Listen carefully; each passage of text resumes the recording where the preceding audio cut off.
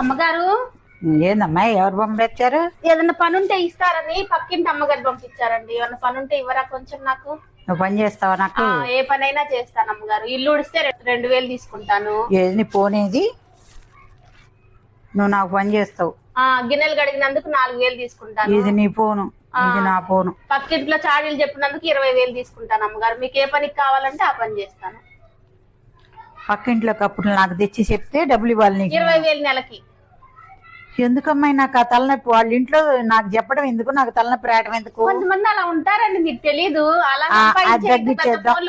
సరే అది తగ్గించేద్దాం. ఇంకెంత ఇవ్వాలి?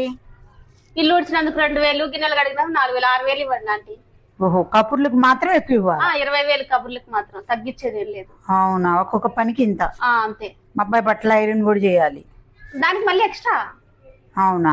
ఎక్స్ట్రా పని పెంచే కొన్ని ఎక్స్ట్రా అమౌంట్